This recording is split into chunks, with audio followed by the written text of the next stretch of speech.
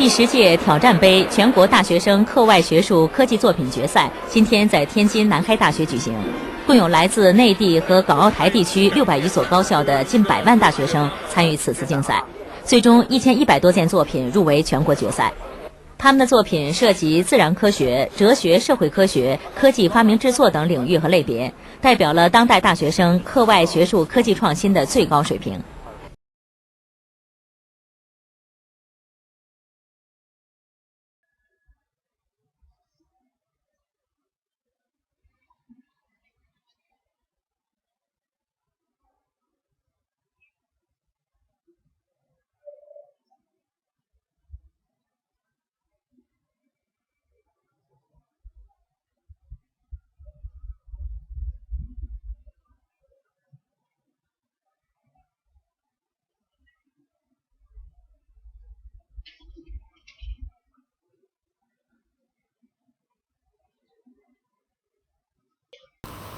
Now I'm going to show you some demonstration.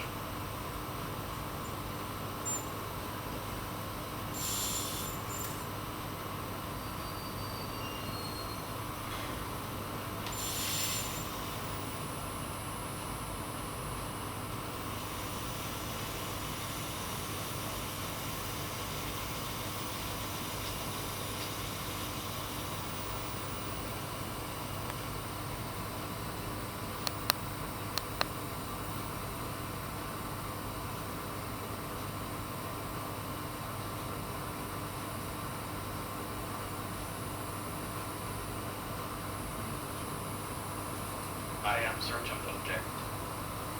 Now I get object's position.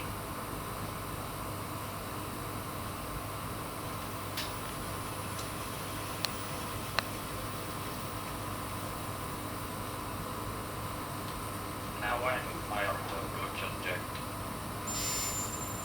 I move my arm to touch target.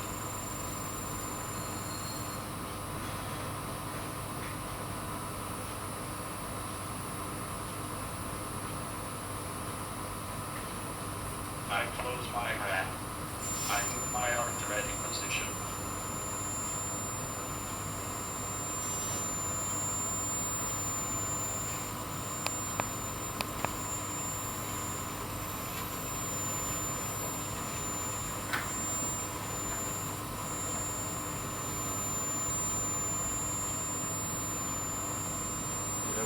Yeah. I hand the lower object to my guest.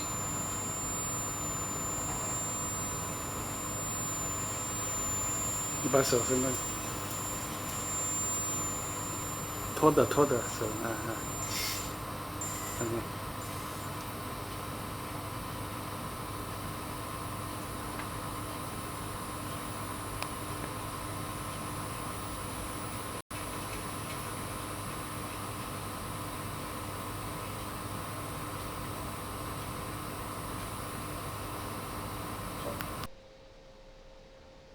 Prepare walking. I understand that you say prepare walking. Confirm yes or no. Yes. Roger. Prepare walk. I'm doing it.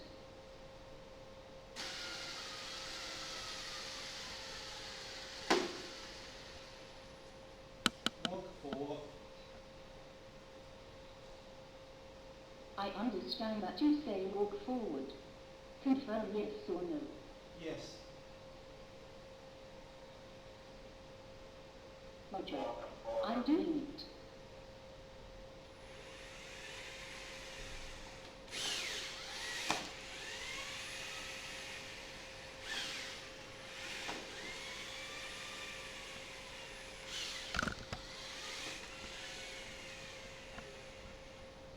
Walk backward. I understand that you say move backward. Confirm yes or no.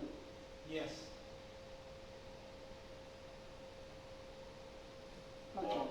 I'm doing it.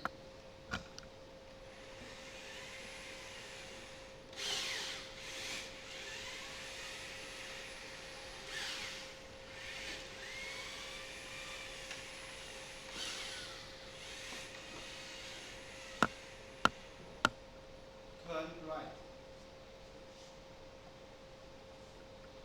I understand that you say turn right.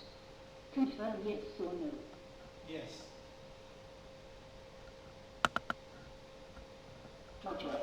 I'm doing it.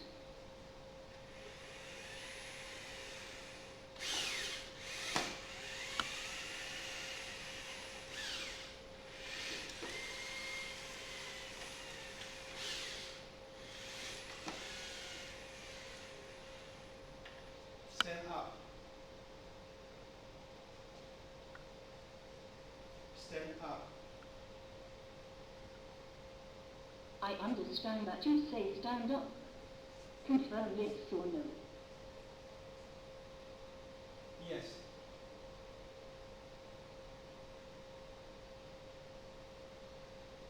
Roger. I'm doing it.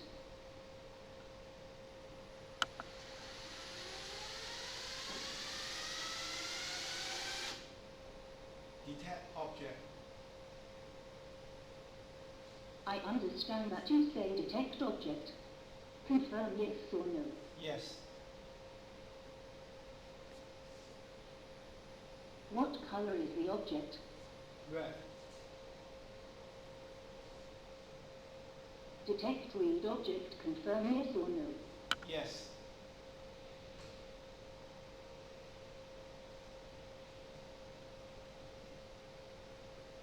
I can approach the object by following the steps.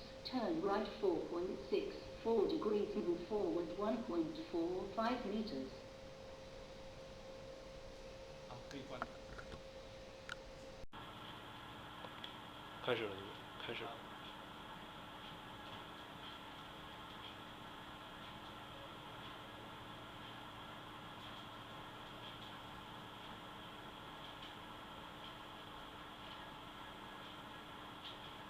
可以，可以吗？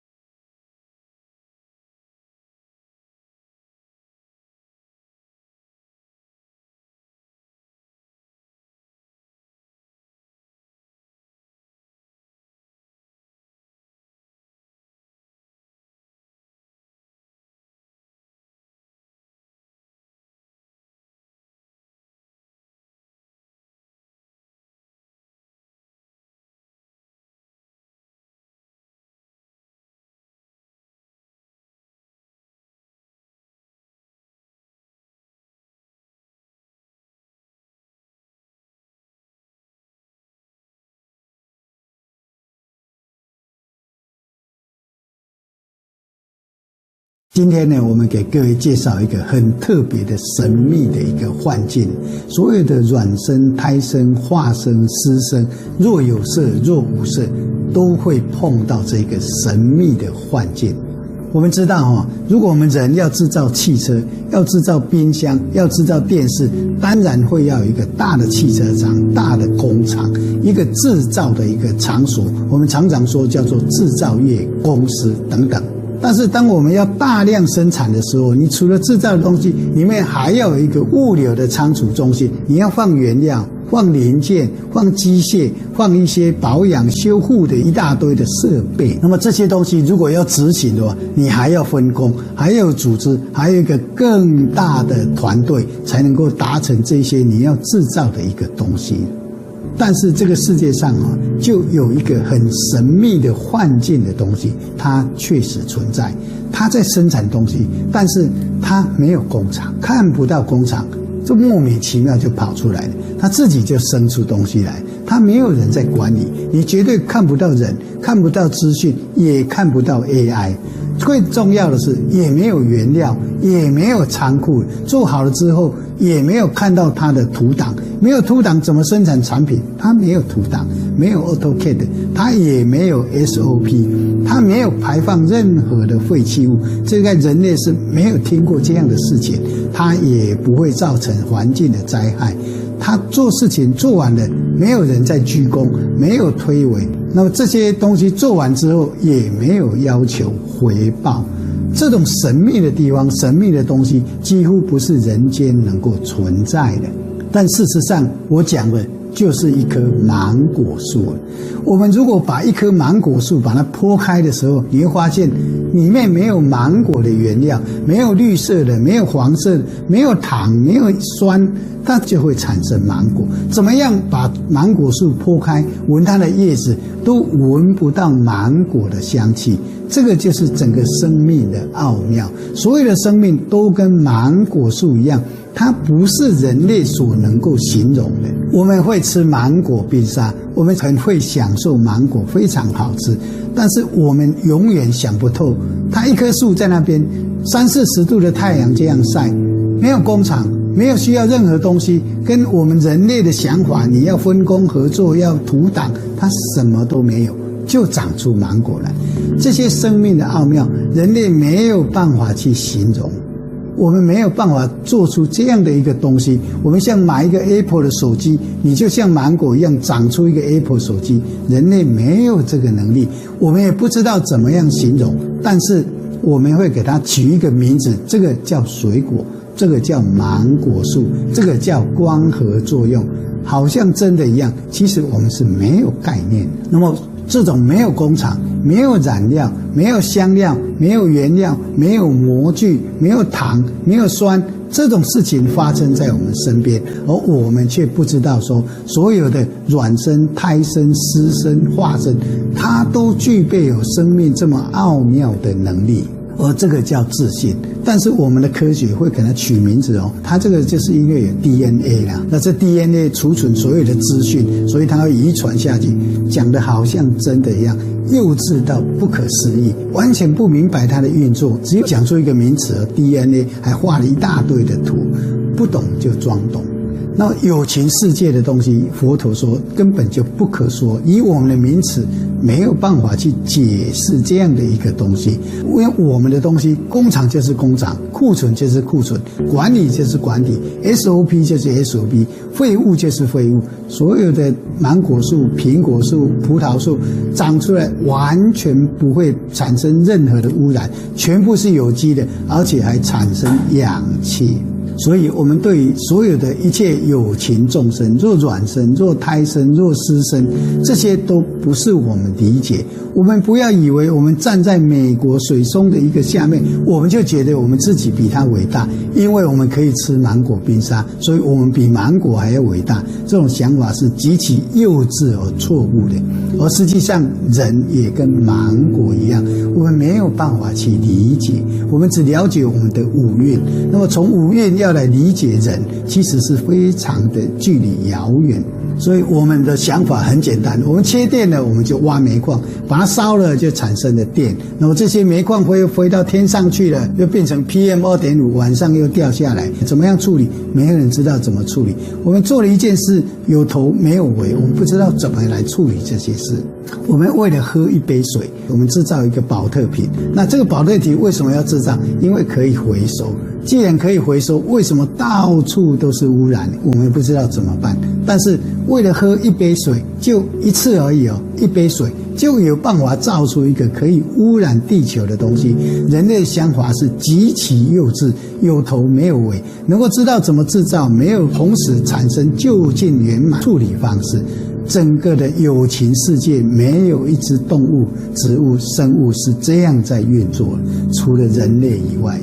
我们现在为了电动车又做了一大堆的电池，将来怎么处理还不知道。但是呢，佛法上面告诉我们，一花一世界，即使是一朵花，我们对它所能理解的是完全是不可能。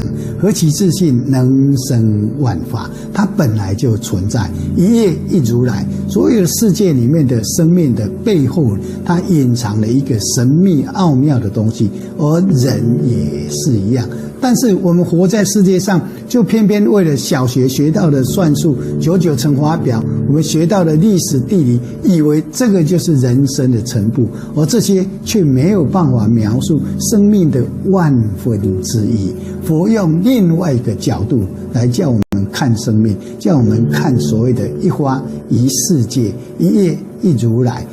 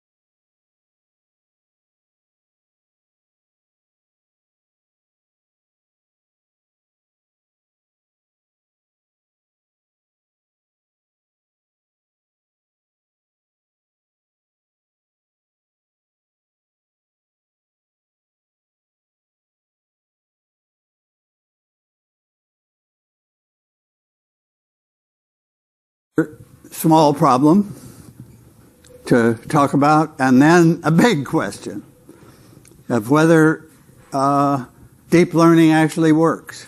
I had an email from an expert last night which changed my view of the world about that question, as you can imagine.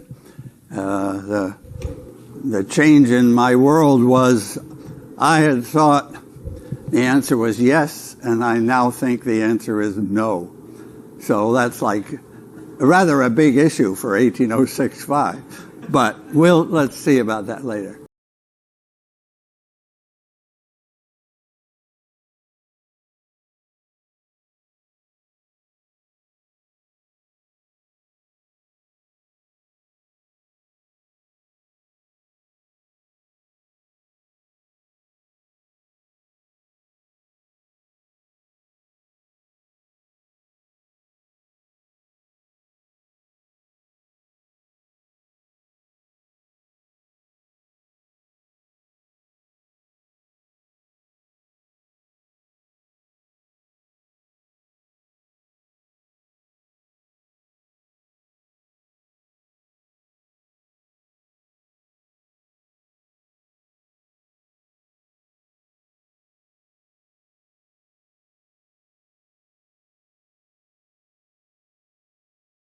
创新，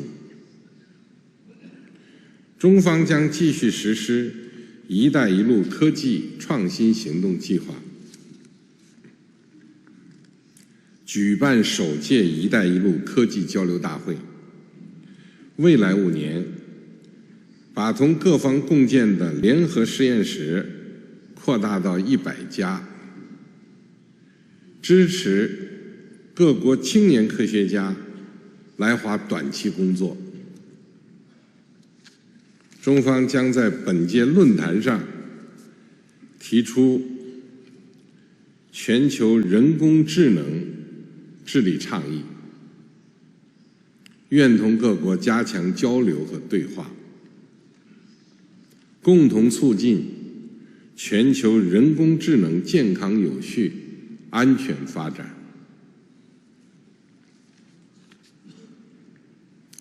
6.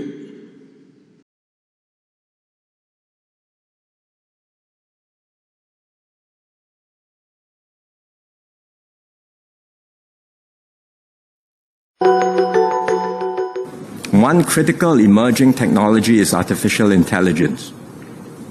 AI is not just about ChatGPT or large language models. It is a general purpose technology, like electricity, the internal combustion engine, the computer, or the internet. It has the potential to transform a wide range of industries and to enhance productivity across many existing processes, from drug discovery to organizing warehouses or driving vehicles.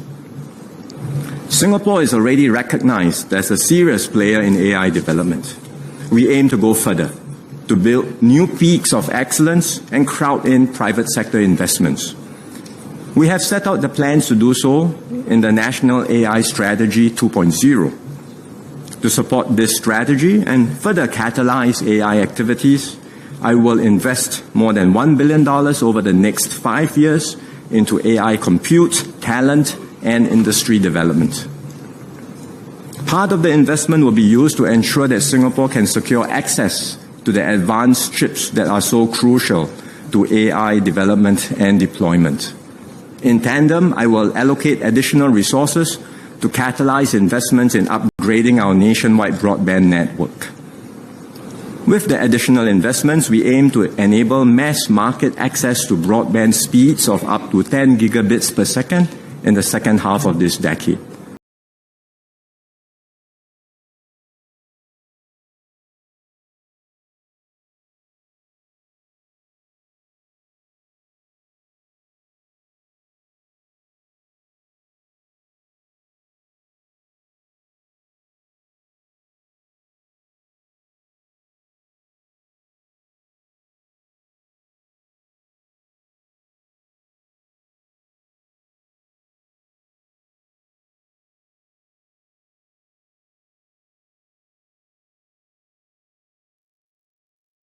发生的。我们从1994年开始做特异功能，然后在1994到1998呢，我们跟中国大陆的特异功能的研究者有很密切的交流。研究者分成两派，一派认为呢，他们看到所谓的师傅呢都是幻象，跟我们做梦一样；另外一派就认为不是，那是另外一个高智能的信息场，就说有另外一个世界，他把它叫做信息场，充满了智慧。我就对这个问题产生了很大的兴趣。但是没想到1999年，在台湾的物理学会，他们来我们的实验室来踢馆要来验证手指识字是不是真的存在的时候，其中一位物理系的陈教授呢，就用了一个佛字，结果呢，不但看不到佛字，反而看到了一个发光的人，亮人，而且在微笑，就产生了跟大陆他们特异功能所见到的现象完全一致的现象。所以我们就开始了大量的工作，想来验证这是不是幻觉，是不是他因为对这些宗教的神圣人物，不管是佛，不管是菩萨，不管是耶稣，都很崇敬，所以他的特异功能在解读这些字的时候呢，就产生了幻象。后来我们想怎么解决这个问题呢？最简单的方法就是用这些小朋友不懂的文字来试验。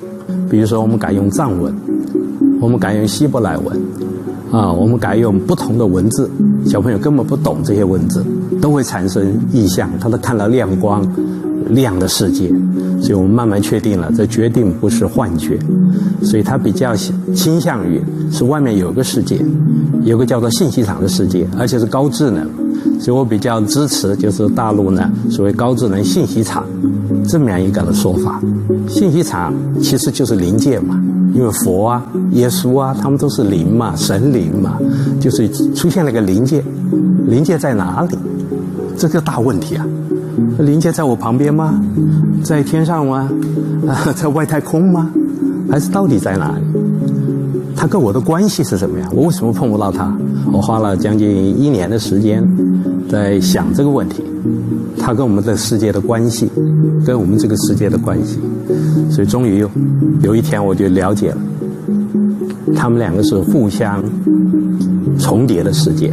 其实这个世界是有个实数的空间，长、宽、高加个时间是4度的实数空间，我们叫做阳间。我们旁边有个阴间，它也是4度。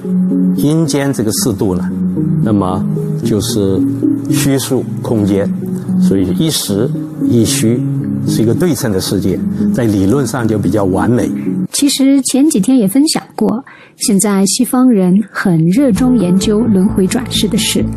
这里就有位精神科医生，面对那些药物无法治疗的患者时，他用了另外的方法，却意外打开了另外一个世界。牛顿博士是一位大师级的催眠治疗师，在他行医的过程中呢，一个偶然的机遇让他把催眠入定患者的意识推入到了前世。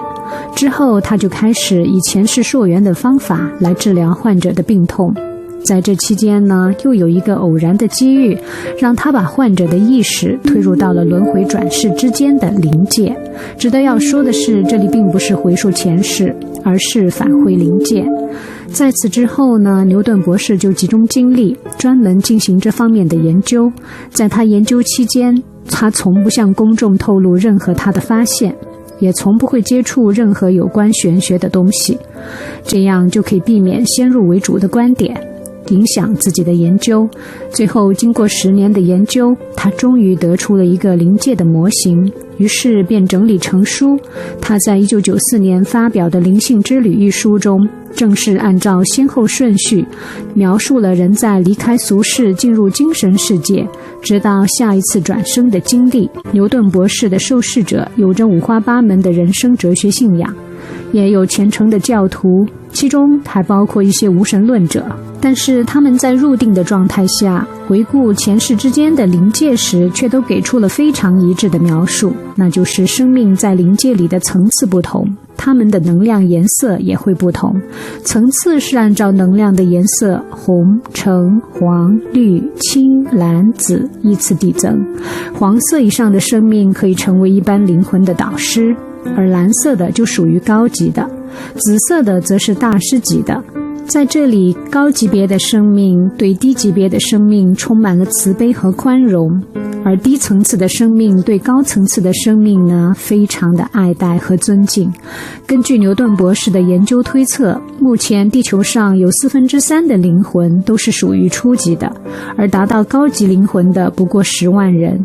他们大多数从事助人或者文化方面的事业，同时他们的生活非常的简朴，而大师级别的灵魂就不再需要转世投胎了。牛顿博士有一个重大的研究发现，那就是灵界里面的生命呢，分别属于不同的群体，在群体转生时，他们扮演着不同的角色，可能是夫妻、亲子、兄弟、朋友，也可能是仇敌。这一世的爱恨情仇会促成下一世的恩怨相报，他们和邻近的群体也会产生各种缘分。能参加这个听分会，我想有2个问题要问问你。你讲吧。我首先呢，我先说，因为呢，我从来没学过佛法，然后对佛教的书呢，曾经看过，但是我觉得很深，我看不懂。你今天听我讲的浅不啦？今天听你讲的就是跟日常的生活特别融洽，对了，就白话佛法。所以我觉得就挺受教育的。现在就很节约时间嘛，我说2件，问2件。你说吧，老妈妈。我的丈夫2011年7月24日去世。因为他在世的时候呢，非常重视这个文化学习，所以也是学校的高材生，所以他有点一辈子怀才不遇，所以2011年呢，因为得了结肠癌就去世了。我呢，就是想问问他现在怎么样？在哪里？他的名字叫黎明的黎，永远的永，福禄的禄，黎永禄。看到了，老妈妈，我告诉你好吗？好，谢谢。他跟你非常恩爱，谢谢。你们2个几乎不吵架的，谢谢。对不对？告诉是这样的。我告诉你，你的先生人非常好，是一个文质彬彬的人。对对。我告诉你，他这个人长相样子都非常的端庄。现在我看见他在天上。居然还戴个官帽，说明他已经在天上做官了。谢谢。老妈妈，我告诉你，一个人一辈子不害别人，不做坏事，是。我告诉你，照样上天。所以要做好人，不要做坏人。是。老妈妈，我告诉你，他过去的毛病你就知道，台长看到是他了。我形象我不去讲，他个头很高的。他长得文质彬彬的倒是。我告诉你，第二，他的鼻子很大。对对，一点也不错。特征。你说我们2个像吗？像。对。你们2个有夫妻相，但是呢，你脸比他长。对对。鼓掌。但是老妈妈，我现在告诉你，他对你有几个意见。第一，你把他的那个坟墓埋的不是太好。后来我又换了，而且呢，花了3万块钱换了。我告诉你，换了他也不满意。那怎么办呢？你以后要帮他超度掉，他就慢慢就好了。怎么超度呢？现在你还得给他念小房子。因为我不会，我不懂。他放不下你，而且我可以告诉你，他走的之前，他的小便非常不好，他有前列腺。太对了。大家看见了吗？所以老妈妈，我告诉你，人其实很傻，不会死的。人以为哎呦死掉了，一口气没了就死了。实际上他死掉之后，他真的什么都看清楚，什么都明白了。对，明白了吗？他临走的时候对家里很不放心。他对你不放心，他主要是说你的身体不好。他说你的心脏很微弱。太好了，对，就是这样。现在知道了吧？就这样。现在大家相信了吧？真这样。你们今天当场见证的就相信了，如果不信的，听人家讲你不相信啊。因为我是从北京这边来的，所以特别过来的，第一次参加这个会，而且很幸运的就抽上了这个号，一点也没有托什么的，这绝对没有。他说什么？他说什么？托了？开什么玩笑啊！台长开了几百场啊！在很早以前他们有的做的报告然后怎么样，我听说我说我这个呢从大老远来的，我说我第一次参加这个。你现在服了吧？很幸运的，我说您说我的家里情况是这样的。老妈妈，我告诉你了，你放心了。我告诉你，你要是想知道厉害的话，我都知道你活几岁。谢谢。你如果厉害的话，我可以叫你先生在1个礼拜当中来看你。谢谢。谢谢。我告诉你，这个真实不虚的东西否则全世界会有1000万人跟着我学的。开玩笑了。老妈妈，你记住了，你的先生是好人，是好人，你也是个好人，谢谢，明白吗？怀才不遇，我告诉你，你先生脾气太倔，对，太直了，人家提拔他好几次，对，他刚正不阿，两袖清风，对，所以他现在在天上呀。是，谢谢。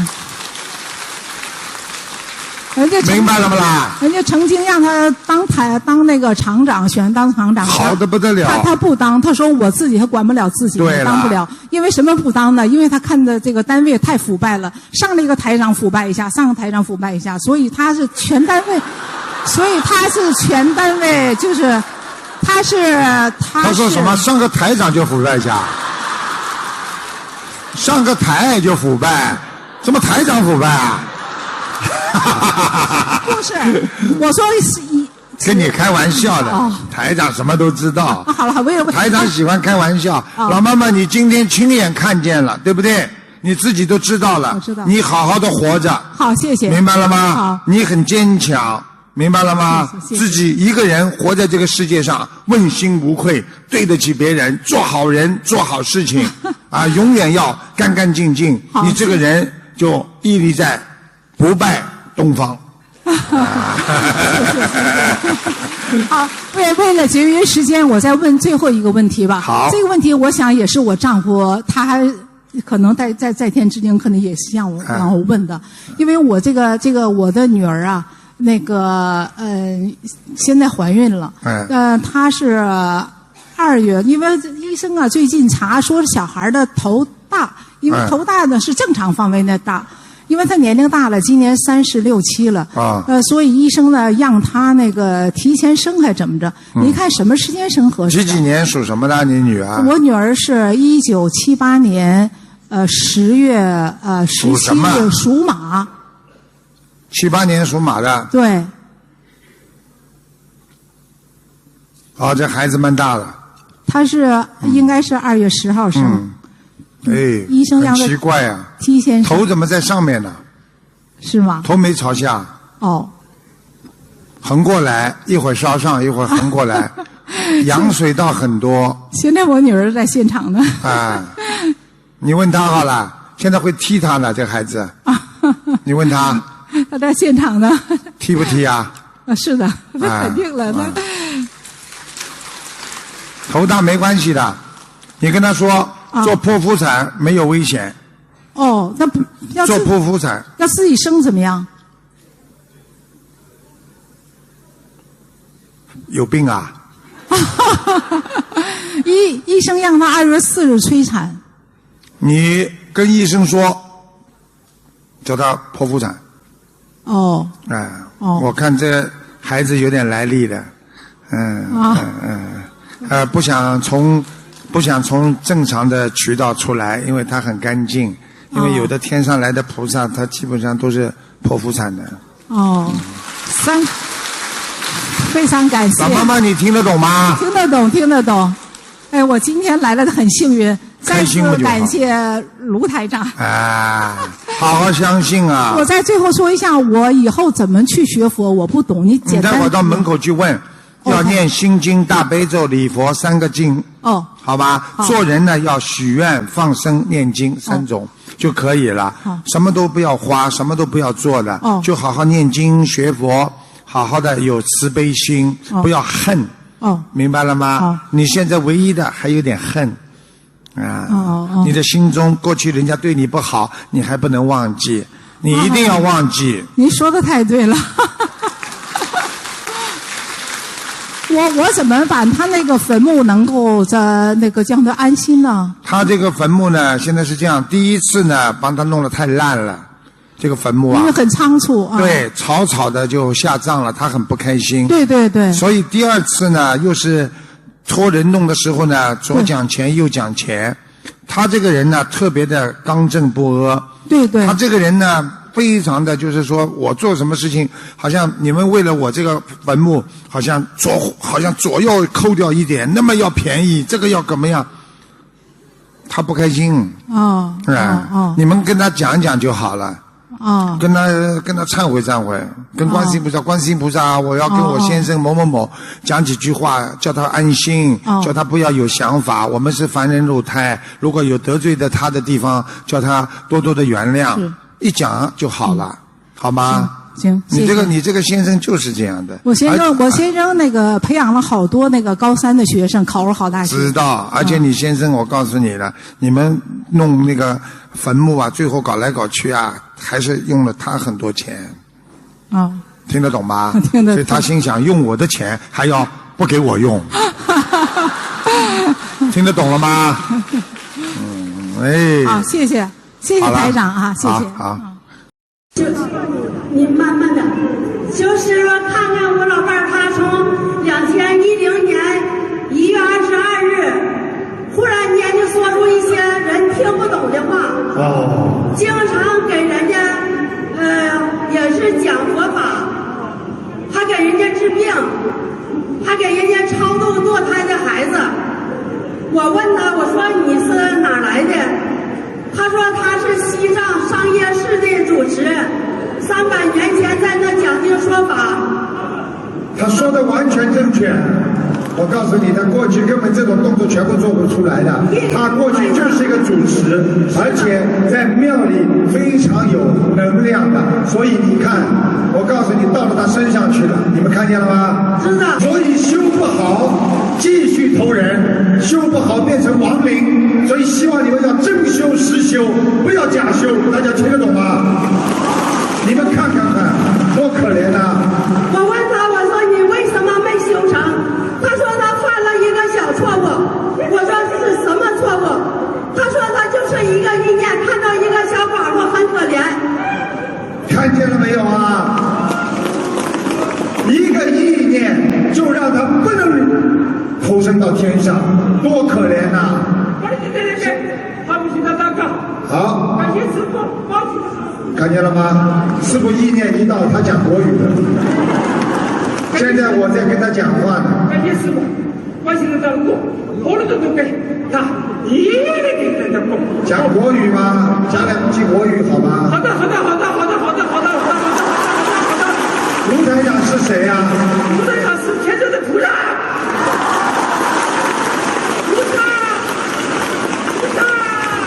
你愿意不愿意跟着卢台长好好修啊？非常愿意。你愿意不愿意渡人啊？非常愿意。小房子在天上，在下面，好不好啊？好。我问你，锡箔有用还是小房子有用啊？锡箔有小用，小房子有大用。大家亲眼看见了吗？所以我告诉你们，要亲眼看见你才相信的。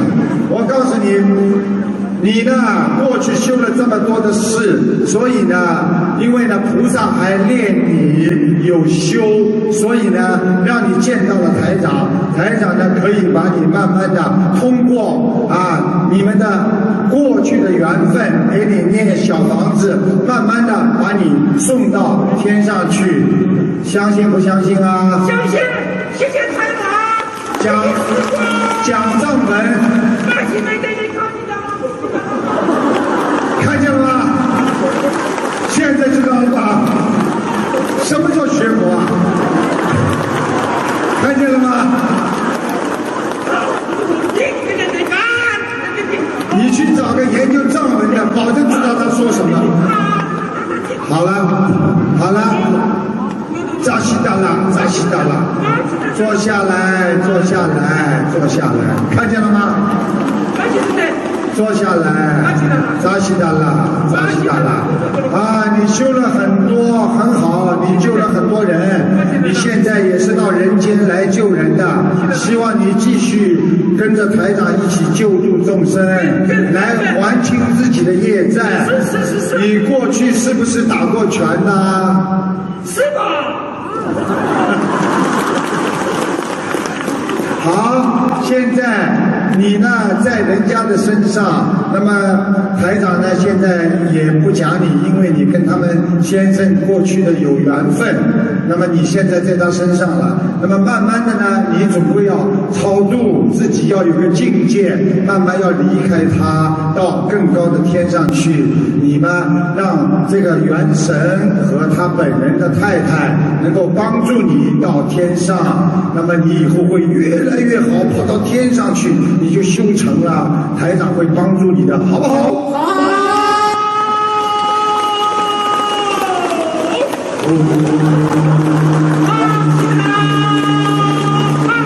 看见了吧？西藏的喇嘛庙门口就这个样子呀。好了，结束。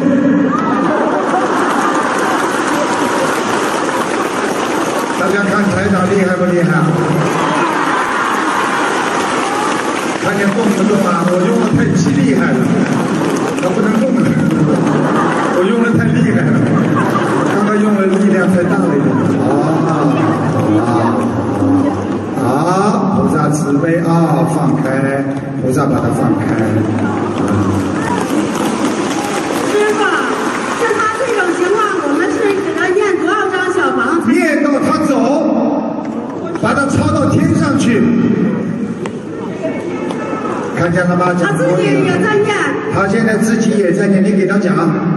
你给他讲，天天啊，天天念小房子吗？对，有天天的念。好，好好念，自己不要在人家身上，有本事自己到天上去，好不好？好。好了，是的，跟着台长好好修，好不好？一定的，跟着师傅好好修，好，修心修德，好，弘扬佛法，好，超出六道，好，跟着观世音妈妈回家，好，跟着师傅回家，好。And that is, there's actually a veterinarian wrote an article for the newspaper that explained that what's actually going on here is that cats are actually reliving traumas. They're not, but here's the weird thing. Why are cats afraid of cucumbers? Because cucumbers remind them of what? Or look like what? Snakes. Exactly. They look like snakes. But hold on a second. Would domestic cats in North America or in Kingston or anywhere like that, would they ever encounter a snake? No. Never. So why would domestic cats all seemingly be programmed to already be afraid of snakes that they've never met? The explanation, very simply, is that Professor Michel Jouvert, experimental medicine at the University of Lyon in the 60s, did a series of experiments. He's called the Christopher Columbus of dreams. And his theory is that mammals, or all mammals, while they're in the womb, basically enjoy a powerful REM state, a dream state. That dream state may be essential to programming us to be what we are.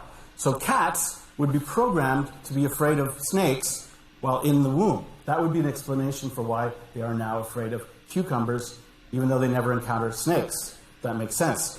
So now, is it possible that hypnosis is us hacking in to this actual dream state? And let's take a look. Here's a common experiment. You probably remember the movie The Matrix. In The Matrix, Neo is programmed to know Kung Fu. It's advanced technology, helps him know Kung Fu. And I'm going to suggest to you that we can do something like that today. I'll take this person right here. You are a Kung Fu master now. And you're going to demonstrate a new form of Kung Fu in the red dot known as TEDx, a powerful, dramatic form of Kung Fu. You will always remain safe, and you will not push your body beyond its known limits. You are also a Kung Fu master. You will perform an even more dramatic form known as TEDx squared. You will also always remain safe, and you will perform your Kung Fu exhibition right after the first one. So I'm going to ask this person to come back to the room on the count of 3, 2, 1. I snap my fingers. Please meet the master of Kung Fu right now. Sir, you want to... Demonstrating the rare and beautiful TEDx form.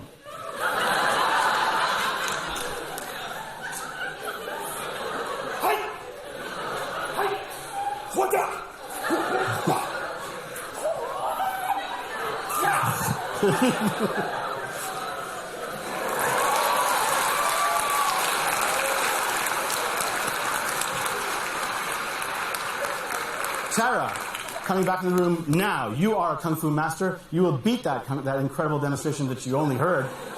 You're going to perform. This is the form now known as TEDx squared.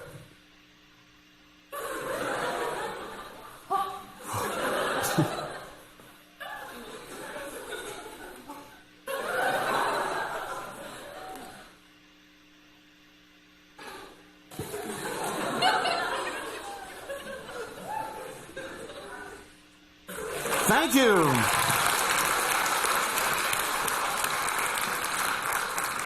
Now, I want to take us in conclusion, maybe back to the chicken. What is really truly amazing, actually, is that when I do hypnosis shows, I used to avoid ever turning people into chickens because it's cliche and silly. But then I actually learned something amazing. When you do the research, there's something amazing about people being chickens. So I'm going to do a demonstration. Deep breath in, relax, and sleep. Beautiful. Maybe, Tara, you can go relax and sleep. Beautiful. Very good. You are a chicken. You peck and you say, "Baka!" and you do all the chickeny things. You are a chicken. That's right. You do all the chickeny things. You're a great, amazing chicken. You, madam, are a cat. You are a cat. And you're very much like a cat. Now, chickens can come out. You can step up here. Now, one thing about chickens and cats.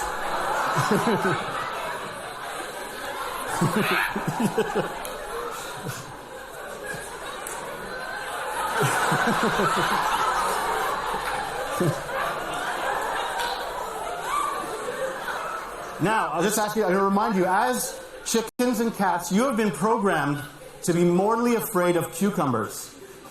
If you see an image, if you see a picture or an image of a cucumber, you will scream. You know, as somebody who also works in the fields of hypnosis and stage hypnosis, I'm always surprised by the way the general public sees it. I believe that most people probably see hypnosis as really about, turning people into chickens, basically. And another thing, if you ask somebody who's a little bit, let's say, a little more paranoid, that you'll find out that hypnosis is really about mind control. And you talk to somebody who's a little more traditional, and you'll find out that hypnosis is really about sin and something quasi-diabolical. Here's an example of a Svengali who is a 20th century film star who was a evil hypnotist. Now, even among the scientific community, there's been studies that show, serious studies that show that there is no such thing as hypnosis, that the hypnotic state does not actually exist. And I think that even if you talk to, let's say, educated people, such as yourselves, that you'll find out when you boil it down that hypnosis appears to be some kind of magician's trick, a mind trick, and that when you boil it down, it's ultimately completely and totally fake. Now, what if I said to you that if we don't understand hypnosis, is it possible that we could be being hypnotized right now? You basically don't know. So I'm going to make a suggestion. Let's call it a hypnotic suggestion. I'm going to suggest to you that hypnosis is entirely real. In fact, stage hypnosis is real, and hypnotherapy is real. Here's an example of some of the many things that are treated with hypnotherapy as well. Not only that, but accelerated learning by hypnosis is real. And the hypnotic bar, as was previously mentioned, a bar where people are hypnotized to be completely drunk while they remain absolutely sober, is also real. Hypnosurgery, where you can be operated on while completely awake, is also real. And of course, absolutely, that being turned into a chicken under hypnosis is also completely real. Maybe I could start off by saying there's a good reason why we don't understand hypnosis. And these are some of the reasons. If we go way back in time, probably the first hypnotists were shamans, Aboriginal and Native shamans. Here's an example, a real example from 1914. But shamans generally didn't share their secrets. There's one man who really put hypnosis on the map, and that's this guy, Anton Mesmer, an Austrian doctor. He was so influential that the word to be entranced, to be mesmerized, is from his name, Mesmer. Mesmer was the talk of Paris, and in the 1780s, more than 3,000 people a day would often go visit Mesmer to be healed. He would do strange incantations. He would appear to knock people out.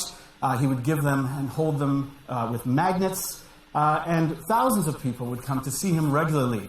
Now, this attracted the attention of the medical establishment of the time, and they put pressure on the King of France, Louis XVI, who actually organized a royal commission to investigate Mesmer, which was led by this guy, Benjamin Franklin. Now, the interesting thing about Benjamin Franklin is at that time he was the ambassador to France and also a great scientist. And he and another group of scientific luminaries got together and they investigated Mesmer. They concluded that there was nothing to Mesmer's claims, that he was not really healing people. And as a result, Mesmer was treated and named a fraud and a charlatan. In fact, here's some popular artwork of the time that shows Mesmer being sent to the fires of obscurity by the light of reason, science, and justice. I would say that till this day, as a result, hypnotism lives in the shadows. In fact, if you go to a bookstore, often in North America or Canada, and ask for books on hypnotism, you'll usually be referred to the occult section. So, this is why hypnosis remains in the realm of the fake. Now, if that's true, if hypnosis is fake, can I propose maybe a simple test that basically we perform right here, this is a quasi-scientific formula, that we perform a series of very simple hypnotic inductions and maybe some hypnotic suggestions, and we see what happens. If hypnosis is fake, then nothing will happen. If it's real, then I guess we'll see. Is that okay? Okay. All right. So, if anybody's nervous, and they're always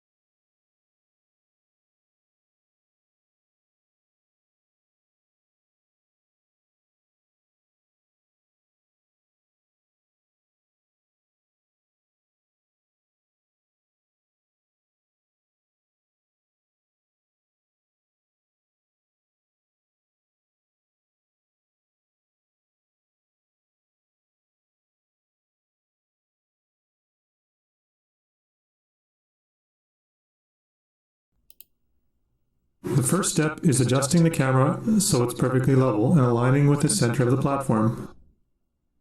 Models has handy bubble level indicators and a center alignment line that, together with the Models platform, makes this a snap.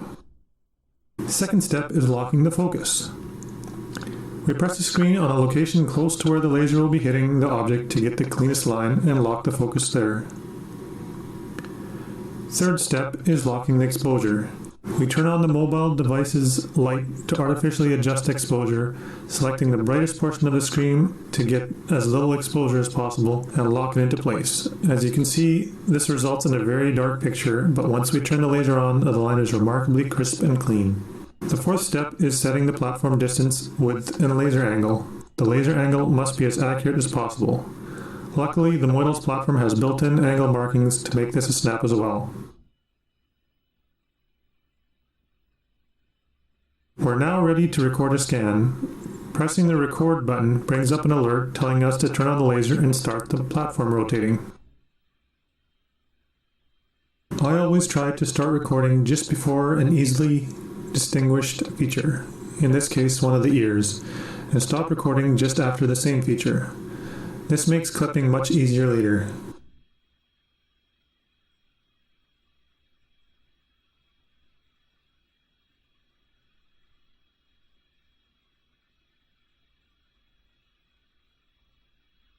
We then enter a name for a recording and the capture is complete. At this point, the Models hardware portion is complete, so I'll move to a clearer version of the software. After we've captured a scan, we need to unarchive it in order to do frame accurate clipping. This is usually a pretty quick process, but I've speeded it up for the purpose of this video.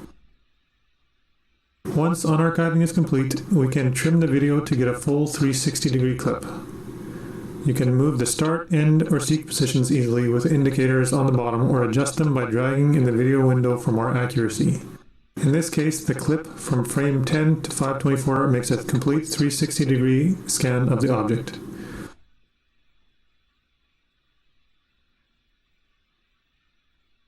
Models works best when it has a clear image of only the laser, so we go back into the trim view and adjust the brightness and contrast to minimize any external lights and laser reflections.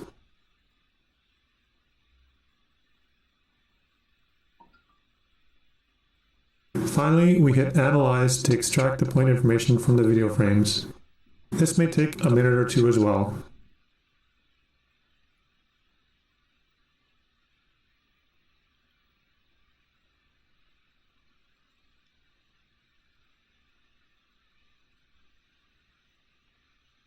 When analysis is complete, we switch to the Models tab, click on the list icon to bring up our models list and view our new model. There are a number of different options for viewing your models. The most raw of them is the entire point cloud without any filtering. This gives you an immediate impression of how many points were captured. The next option is the Normals point cloud view, where points facing away from you are hidden. The last option is a solid view, where successive scan lines are joined together to form a solid model. Each view option also has coloring options. The first is of course solid green. The next shows successive scan lines in different colors. The one after that shows different colors based on the vertical position of the pixel in the original scan. The final one shows the laser position when scanning to help you understand where the holes in the models come from.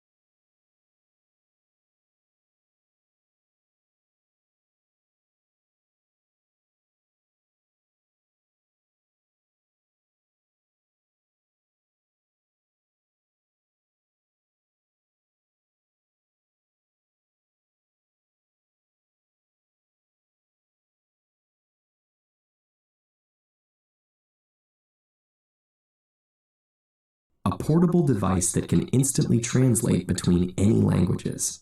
So is a universal translator possible in real life? We already have many programs that claim to do just that, taking a word, sentence, or entire book in one language and translating it into almost any other, whether it's modern English or ancient Sanskrit. And if translation were just a matter of looking up words in a dictionary, these programs would run circles around humans. The reality, however, is a bit more complicated. A rule-based translation program uses a lexical database, which includes all the words you'd find in a dictionary and all grammatical forms they can take, and a set of rules to recognize the basic linguistic elements in the input language. For a seemingly simple sentence like, "The children eat the muffins," the program first parses its syntax or grammatical structure by identifying the children as the subject and the rest of the sentence as the predicate, consisting of a verb, eat, and a direct object, the muffins. It then needs to recognize English morphology, or how the language can be broken down into its smallest meaningful units, such as the word muffin and the suffix s, used to indicate plural. Finally, it needs to understand the semantics, what the different parts of the sentence actually mean. To translate this sentence properly, the program would refer to a different set of vocabulary and rules for each element of the target language. But this is where it gets tricky. The syntax of some languages allows words to be arranged in any order, while in others, doing so could make the muffin eat the child. Morphology can also pose a problem. Slovene distinguishes between 2 children and 3 or more using a dual suffix absent in many other languages, while Russian's lack of definite articles might leave you wondering whether the children are eating some particular muffins, or just eat muffins in general. Finally, even when the semantics are technically correct, the program might miss their finer points, such as whether the children mangiano the muffins or divorano them. Another method is statistical machine translation, which analyzes a database of books, articles, and documents that have already been translated by humans. By finding matches between source and translated texts that are unlikely to occur by chance, the program can identify corresponding phrases and patterns and use them for future translations. However, the quality of this type of translation depends on the size of the initial database and the availability of samples for certain languages or styles of writing.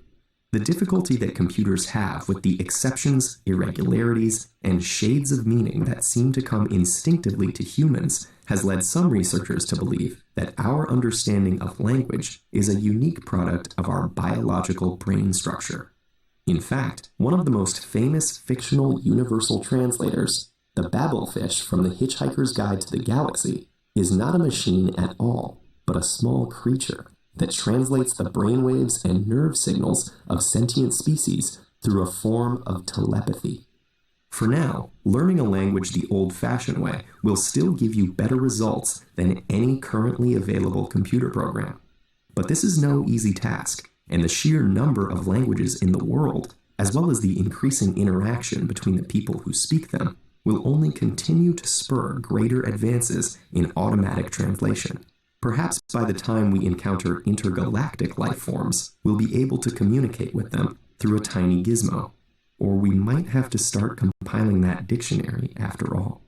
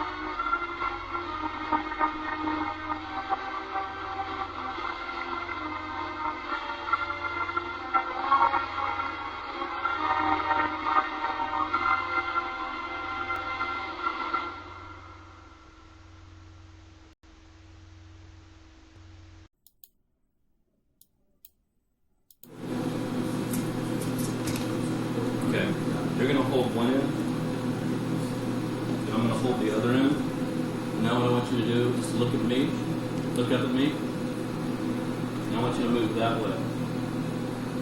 You got a little bit of a bend in the rod. Now look back at your rod. Look back at this rod right here. Try and get that straight so it's not too bent. And then come towards me a little bit. This is kind of good. A little bit. Stop. Okay. Now put a bend in it. Put a bend in it like that. Okay. Good. Now go back to straight. Make it straight. Very good. Now put a bend in it the other way. Okay. Now straighten it out again. Okay. Now I want you to go down. Lower your end. More. More. Okay, stop right there. Okay, now I want to back out. Smooth this out. Okay. Release.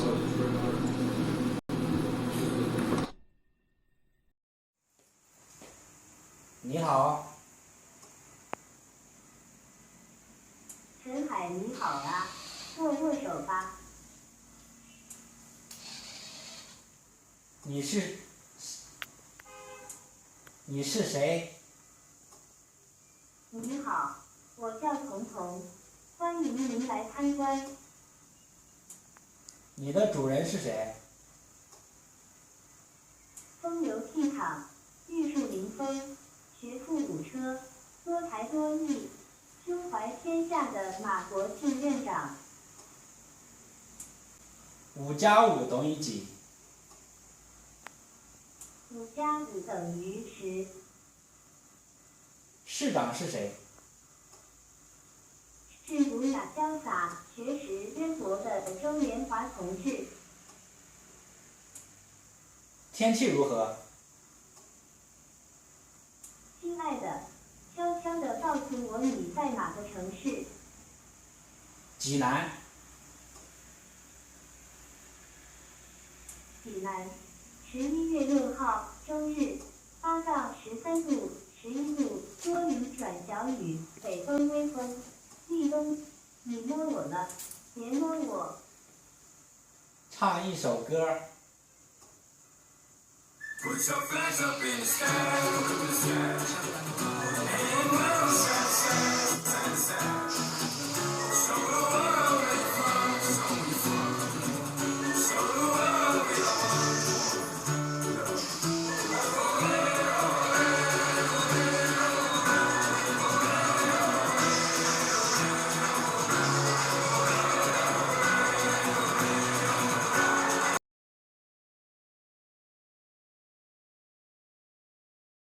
Why your business need an IVR system? Firstly, you need to know what is IVR. IVR allows interaction between computer and human via phone.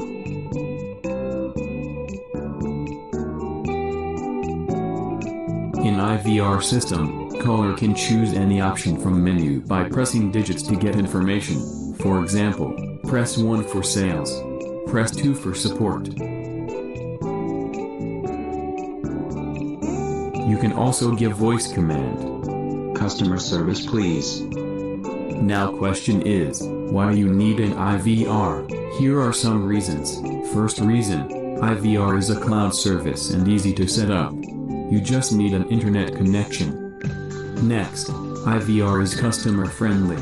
Customers will be immediately directed to an executive who is most qualified to address their issues. Customer service please. Hello sir. How may I help you? Third reason is, IVR offer automate customer support. They can use the IVR to solve their own problems and obtain relevant information without speaking with an executive. Fourth, IVR gives customers personalized experience. Hello Jim, how are you? Thanks for calling us. Fifth reason is, IVR will improve professionalism. You can use IVR to make it seem that company has more departments and employees than you actually have. 6. IVR will increase customer service. You can handle a large volume of calls. IVR will increase executive and company efficiency. Next, IVR is cloud-based technology. Any company can afford this. Next reason is, IVR will increase the revenue of business. It is very simple. More happy customers generate more revenue. So IVR is a smart investment to generate more return on investment. To know more about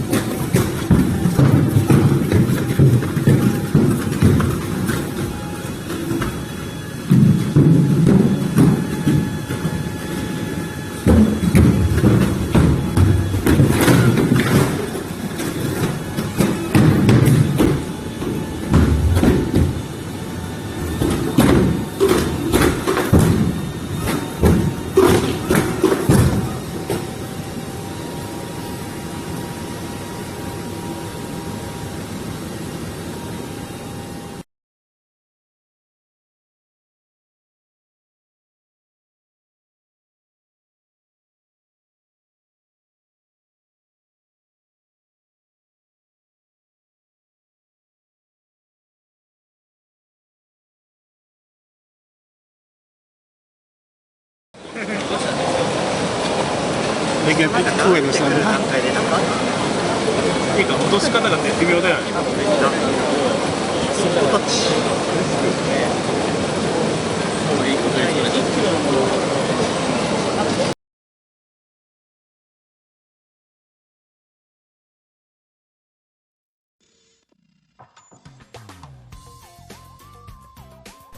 Understood. By your command.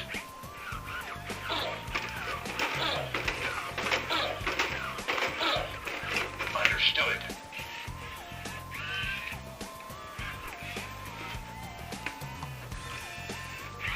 Pickup successful.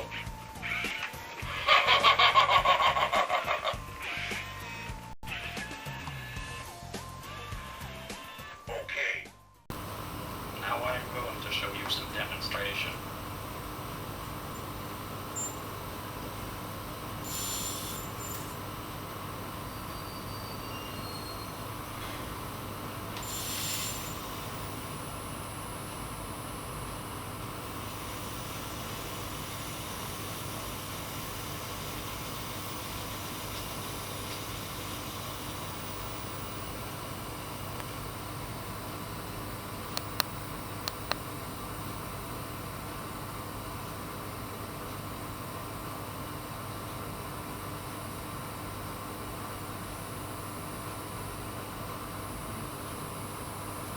I am search of object. Now I get object's position.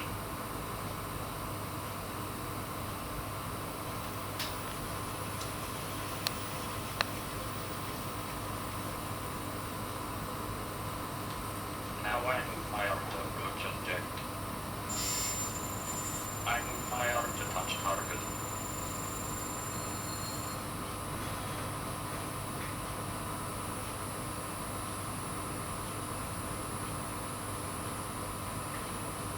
I close my hand. I move my arm to ready position.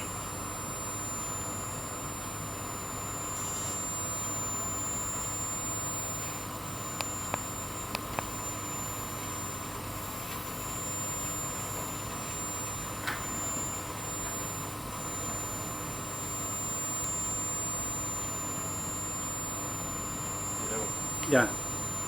I hand the lower object to my guest.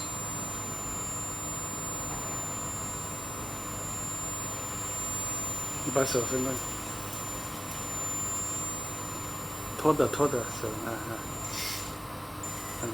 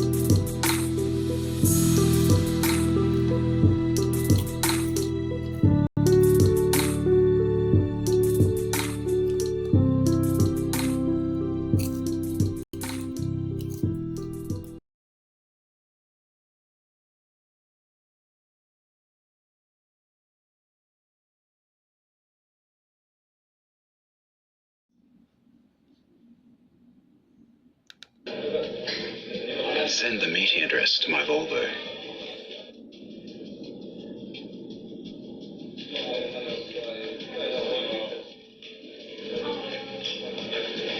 Start the heater in my Volvo.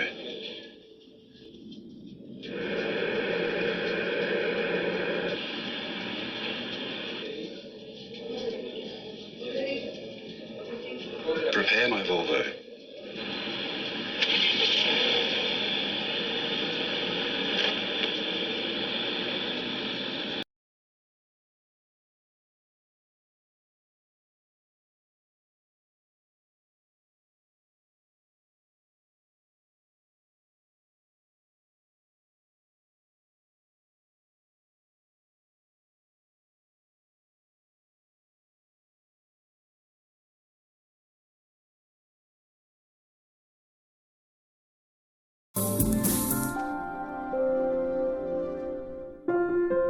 It's morning in Amsterdam, and the Edge is ready and waiting for the hundreds of people making their way to work. The Edge is more than a building.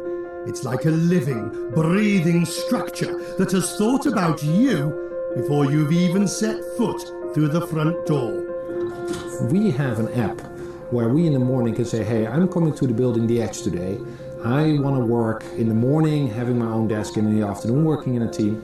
Then suddenly we have the possibility of really getting the workplace we need at the moment that we need it. You need to find your colleague? Ask The Edge and its app. Booking a room? Want to adjust the blinds? The Edge and the app are your friends.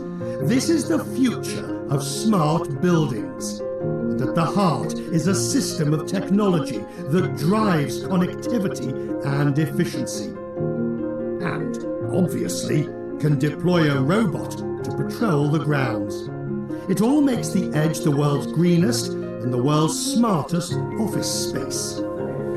We ended up with coming with all kinds of new innovations that not only made this building really sustainable, but more important, made it smart. Take the lighting. There are no electric cables here.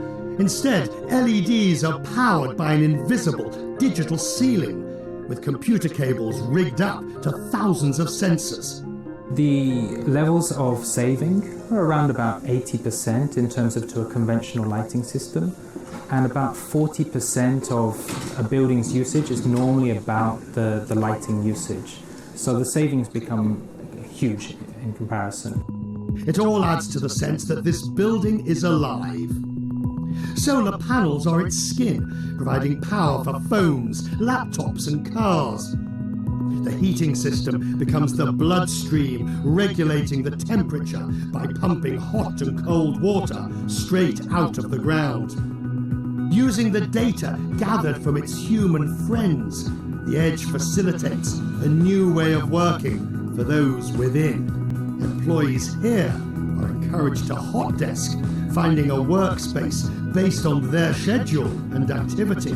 Added benefit, a company renting in this space can have double as many people on the floor per square meter than we had in the old time. For its commitment to improving the way people live and work, Amsterdam and projects like the Edge have earned the city the title European Capital of Innovation for 2016. It sets an example for Europe and the world. What we find really interesting right now is that there will be a whole new generation of buildings. We used to have, let's say, dumb buildings, then we went into the world of sustainable buildings, and we now move into the world of smart buildings. I have no doubt that 5 years from now, the new buildings in the world will be smart buildings. As the Edge has learned about our habits at work, we have learned from the Edge in designing better buildings and ultimately a better way of life.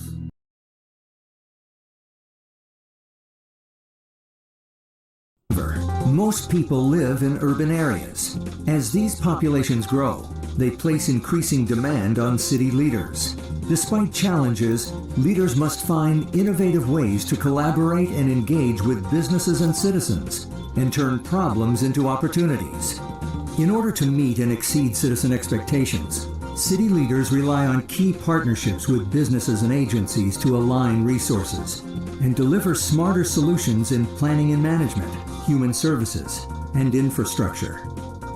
So when the city wins a bid to host the National Football Cup, they'll need a solution that will give city executives insight into critical pressing issues, so they can be confident that event preparation goals are met while citizen needs are addressed. The IBM Intelligent Operations Center for Smarter Cities empowers city management with a holistic view of operations across all agencies and interconnects cities and their partner organizations to increase operational efficiencies and enhance the effectiveness of service delivery. With integrated insight across departments and agencies, leaders can leverage information for better decision-making, anticipate critical issues and resolve them proactively, and coordinate resources and processes for more efficient operations. The Intelligent Operations Center provides a simplified view of city operations. It provides historical reports for management reporting and trend analysis, as well as situational awareness to connect distributed data sources and visualize patterns over time to ensure that resources are optimized for current and future issues. Near real-time key performance indicators help monitor and optimize the performance of city services, personnel, and programs. And multi-stakeholder inclusion enables city leaders to collaborate with agencies, businesses, and citizens to ensure that the event runs smoothly and that citizen needs are met. With mobile capabilities, the Intelligent Operations Center Executive Dashboard empowers busy leaders to have immediate access to information about relevant issues and operations, wherever they are. Now, as visitors flood the city, citizens begin to express frustration about event-related issues, like traffic delays. The city responds quickly by creating special event routes from major hotels to the stadium and rerouting native traffic. City officials broadcast citywide messages, alerting citizens to new traffic routes to help accommodate event delays. They can also update stakeholders on detour plans and other event preparation details via instant message. Through the Intelligent Operations Center for Citizen Collaboration, citizens can work with the city to report issues and their eventual resolution. On opening day of the event, a team bus backs into a fire hydrant, forcing it out of service. Citizens report the broken hydrant via mobile device, and the information is logged within the Intelligent Operations Center. That night, after a come-from-behind win at the event's main match, emergency responders receive reports from citizens that fans have lit several fires outside the stadium.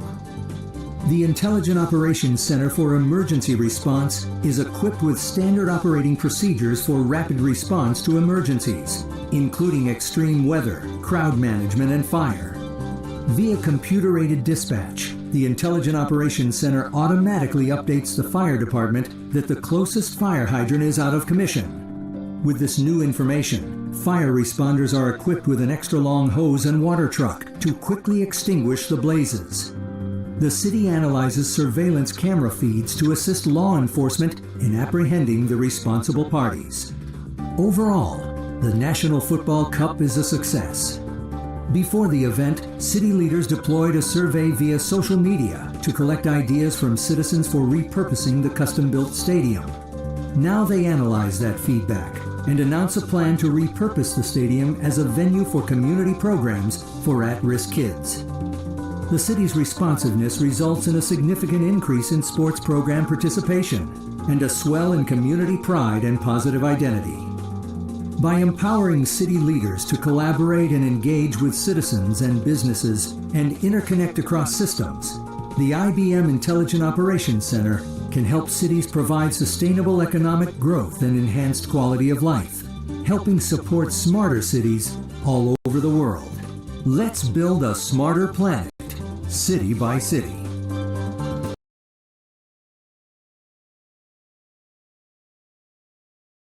I'm ready.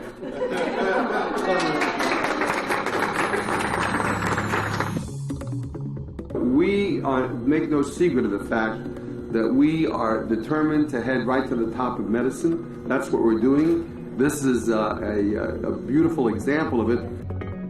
I saw a machine that I'd seen 7 or 8 years ago in a lab building in Germany at Siemens, which was now a reality. And when somebody explained to me how it was going to be used, what more can you say? We had this vision of what we thought the future of the operating room should be and what the future of surgery should be. And having an administration that was supportive of this future vision, we were able to, with a lot of people's help, create these rooms, which are not only operating rooms that have the state-of-the-art of technology, but operating rooms of the future, where we're going to actually change what surgery is. We're the first hospital in the country to have 2 of these units in the operating room. Just the whole concept of what is surgery or what is needed to treat diseases is changing. We're going to redefine what a surgical specialist is even, because a surgical specialist now has to be an information technology expert. They have to be a radiologist, endoscopist. They have to be able to do minimally invasive surgery. They got to be able to do conventional surgery. This revolution is really this merging of intervention with imaging. Imaging equipment that allows us to be better surgeons and allows us to be minimally invasive surgeons.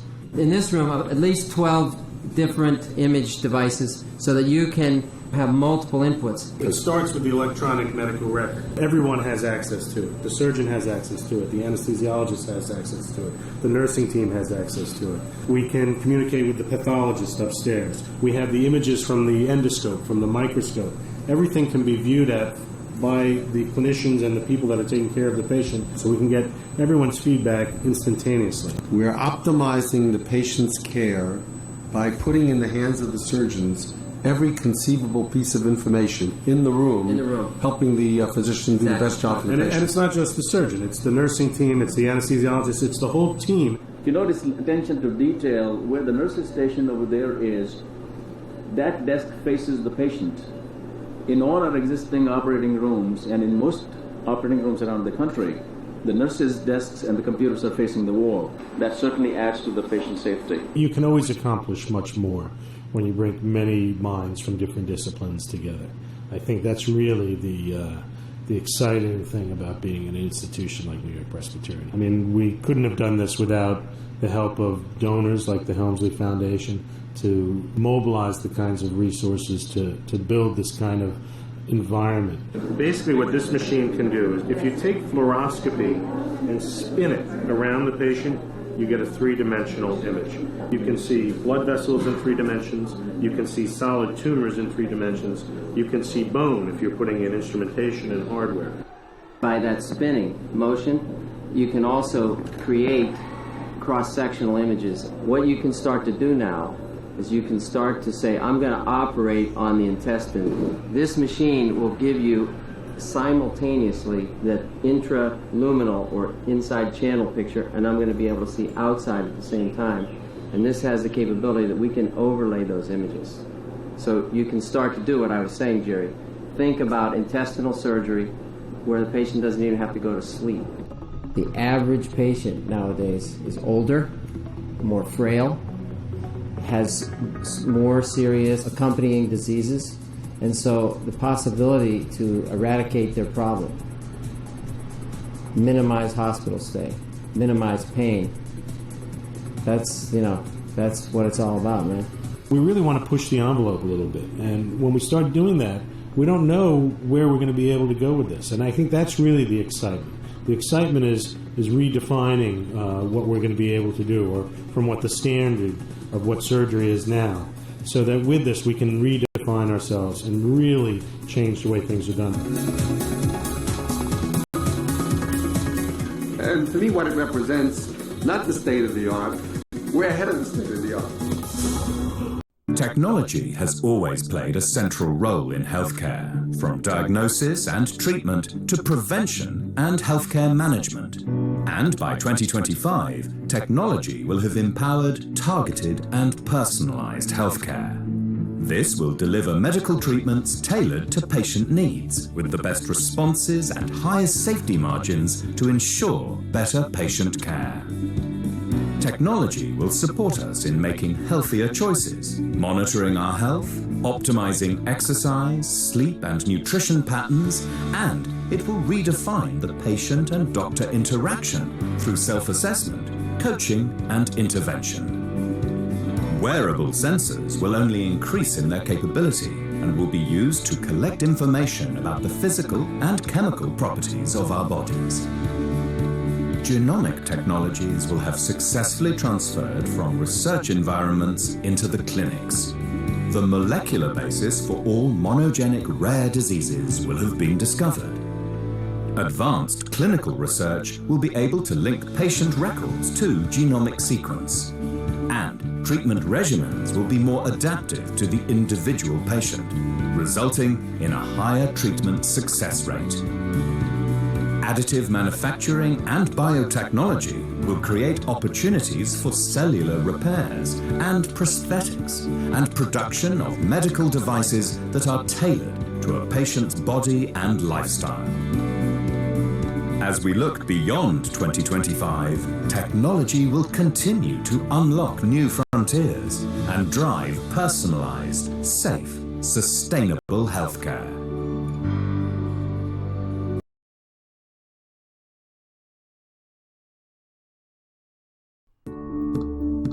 Teachers, administrators, parents, and often even students spend hours of invaluable school time filing, queuing, filling forms, and completing other time-consuming manual processes. Wouldn't it be amazing if somehow we could revolutionize the way we teach, learn, and manage at school? If we could somehow automate the nitty-gritties of schooling and spend more of our invaluable time learning and teaching? Introducing a revolutionary way to transform how you teach, learn, and administer at school. Cloud Smart School, CSS, a progressive learning management tool, now takes your school to the cloud. Enhanced knowledge transmission through e-learning for today's students who engage better with digital instructions. No more heavy backpacks. All resources are simply a click away. Cloud Smart School. Streamline your school planning and enhance effectiveness. Bridge barriers between parents, teachers, and students with a communication platform for real-time updates and sharing information. Eliminate redundant tasks. Timetables auto-generated in minutes. Events scheduled and synced with Google Calendar. Rapid and efficient online surveys. Comprehensive library management. Reports customized and generated according to your requirement. What's more, Cloud Smart School can be accessed from any device, anywhere, anytime. The friendly user interface and rapid deployment minimizes time lost migrating to the system, and the CSS team provides round-the-clock customer support if you ever need any extra help. CSS is the modern, affordable, and revolutionary. Your school is now a click away, wherever you are.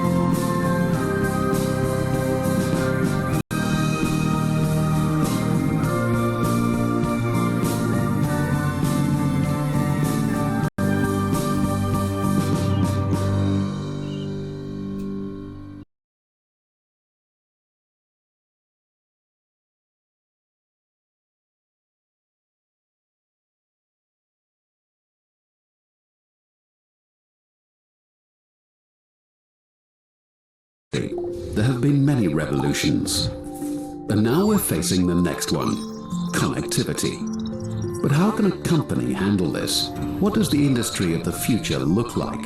Our experts have been wrestling with these questions for years. They know that the complete digitalization of the manufacturing industry plays a key role in the process. Why? That's simple. In the future, it will be more important than ever to operate quickly, flexibly, and cost-effectively. Product life cycles are becoming increasingly shorter, while product variants are becoming progressively larger. Just like large volumes, small quantities must be produced economically. Lead times will become shorter, so the delivery must become faster. For companies, this means that in the future, they must align their organization much more rigorously to meet customer needs. This can only be achieved if companies start today to digitize, automate, and above all, interconnect all processes. Not only within the company, but also along the entire value chain. This means a convergence of the various areas. Customers and business partners are part of the total process. The goal is to make all relevant data available anytime and be able to control the whole network of value creation in real time, from product planning and product and production development all the way up to production and logistics.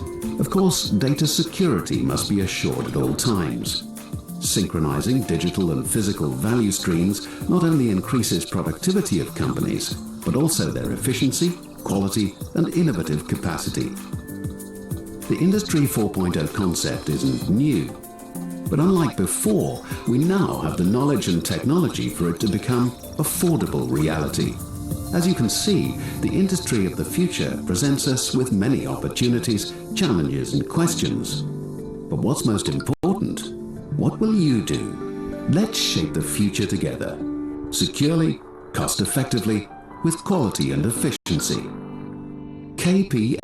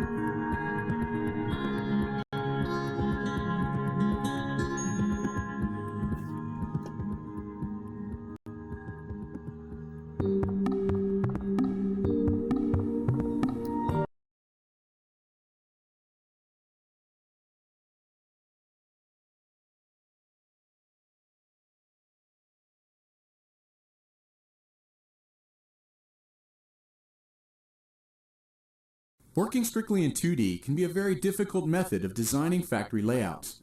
The standard drafting board approach is an error-prone and inefficient process. It's also very difficult to communicate your design intent to stakeholders who cannot read or evaluate 2D drawings. It's also ineffective to use 2D layouts as a compelling sales tool in creating bidding proposals. Autodesk Factory Design Suite is a 2D and 3D factory layout solution purpose-built to help you make better layout decisions by enabling you to create a digital prototype of your factory. It provides tools for integrating 2D layout data with 3D models of factory equipment, creating factory models and 3D visual walkthroughs that help teams collaborate effectively and make more informed decisions before any equipment is installed and commissioned on the factory floor. Targeted towards the specific needs of manufacturers, machine and equipment builders, and system integrators, it combines together AutoCAD Architecture, Autodesk Inventor, Autodesk Navisworks, Autodesk Vault, and the Autodesk Factory Design Utilities, providing focused functionality for the layout user. The factory model is built by dragging and dropping 3D models of machines and other facility equipment directly on the 2D layout from a library of commonly used factory assets. The assets contain built-in connectors that allow them to sense one another and snap together like building bricks. The assets also contain built-in parameters that allow easy modification to the basic asset design. Users can easily build and include their own 3D factory asset models in the layout or bring in assets from other CAD systems. Limited experience in 3D modeling is not a factor when using the Autodesk Factory Design Suite. Dedicated commands make moving and orienting factory assets as easy as possible. Developing your factory layout becomes as easy as moving pieces to the best strategic location on a game board. The process allows designers to try multiple what-if scenarios until the best solution is found. Fitting your new factory layout into an existing building offers several costly and counterproductive challenges. Capturing the as-built state of an existing facility with 2D tape measurements is a tedious, time-consuming, and above all, error-prone process. The ability to utilize laser-scanned point clouds to record the as-built state of an existing facility can reduce the amount of time needed to document the design. These point clouds can be added to your 2D AutoCAD designs to facilitate space reservations in context of the as-built state of the facility. 2D layout drawings are a necessary part of any layout process, and Autodesk Inventor provides easy creation of layout drawings. Plan views, section views, along with detail views and bill of materials are created quickly and easily. The drawing also maintains an associative relationship to the model, updating automatically when changes occur. The Autodesk Factory Design Suite is available in 2 editions. The premium version is a high-value edition for the layout user to create compelling 3D visual layouts of machine lines and entire manufacturing facilities. The advanced edition contains the premium edition and provides additional capabilities for clash detection and tube and pipe design. Digital prototyping with Autodesk Factory Design Suite, combined with Autodesk's leadership in building information modeling, uniquely positions Autodesk to deliver an integrated workflow that can enable better productivity, predictability, and control throughout the life of the project. Autodesk is pleased to offer these solutions in a way that is truly scalable, attainable, and cost-effective for manufacturers, system integrators, and machine and equipment builders.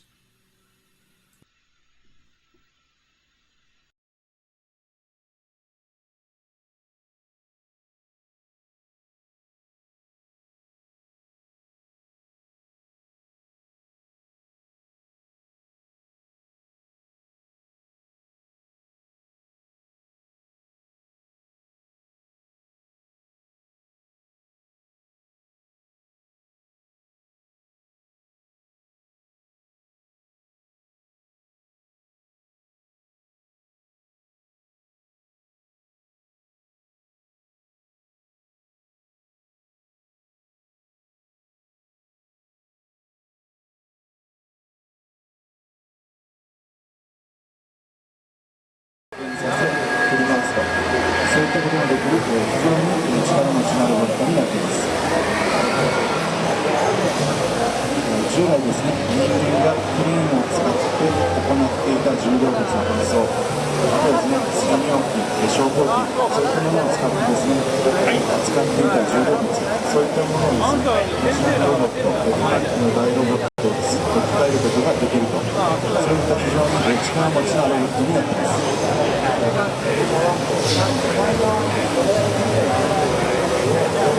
皆さんも中の方に進んでいただいてですね、パワーテープの知能ロボットをですね、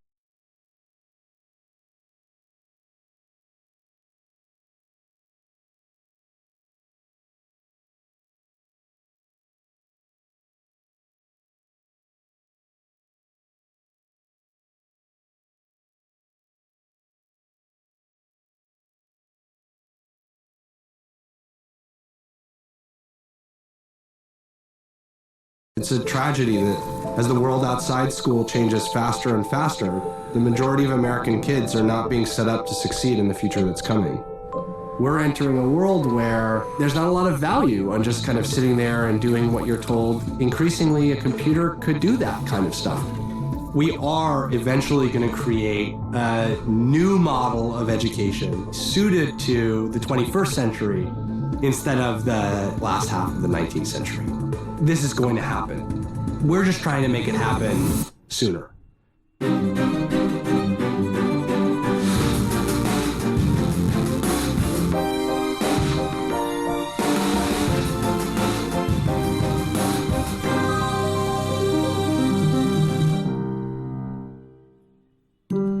My name is Max Ventilla, and I'm the founder and CEO of AltSchool. Working in Silicon Valley and being at Google and, living here, it's kind of impossible not to have it shape your worldview and to believe that a mission-driven technology company can have an incredible impact beneficially on the world. And being a parent of young kids, there's really nothing I can think of that is more important than their education that I can be working on. As an entrepreneur, you have that startup bug. You need to work on something that catches you, and this was the thing that caught me. There's this problem, which is that the model that we have for educating kids, it is a mass production model. It's a factory model. It doesn't provide an individualized experience to kind of anybody. Every 45 minutes, kids switch to a different subject, and they open a textbook and they read the next chapter, and at the end of the week, they take a quiz. That experience is teaching kids how to think like computers, and that's not going to be very valuable when these kids actually grow up to be adults.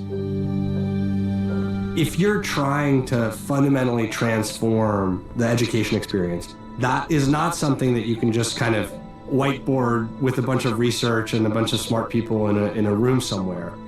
You have to learn what that model looks like. For us, that meant immediately, almost from starting the company, opening a school.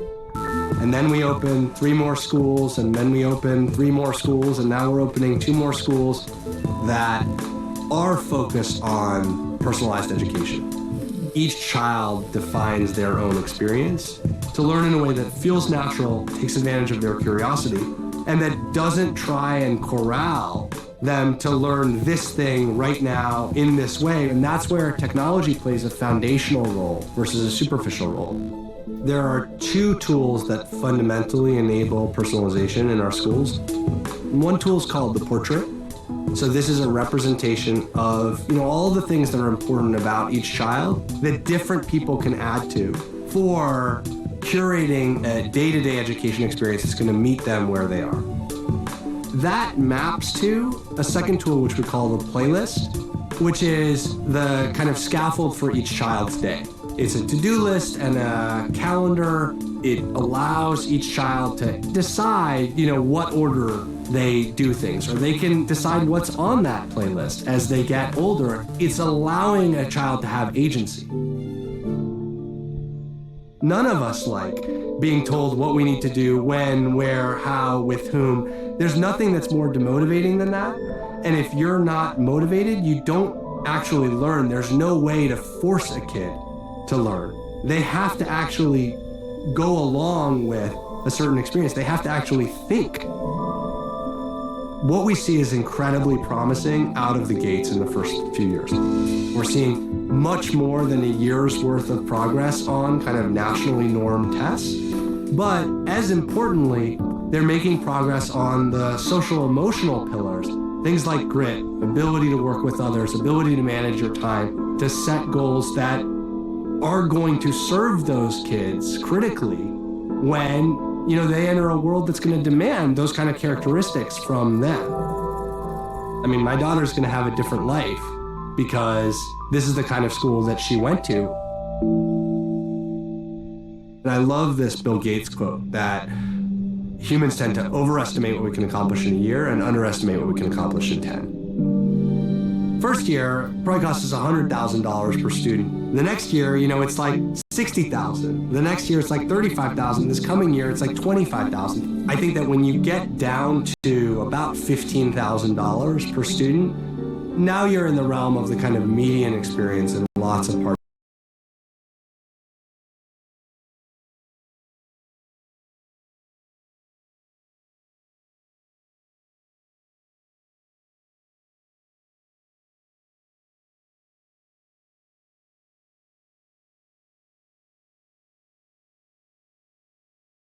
One thing well, but can't adapt what it knows to any other task. So for now, it may be that calling this intelligence isn't very smart.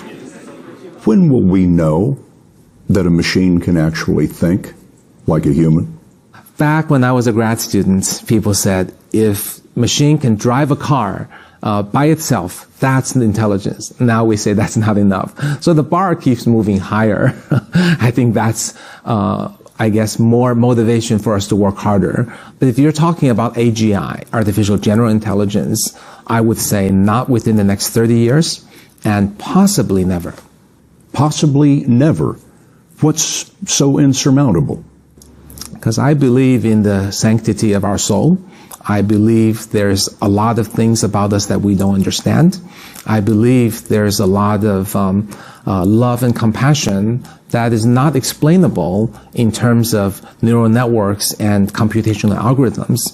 And I currently see no way of solving them. Obviously, unsolved problems have been solved in the past, but it would be irresponsible for me to predict that these will be solved by a certain time frame. We may just be more than our bits. We may.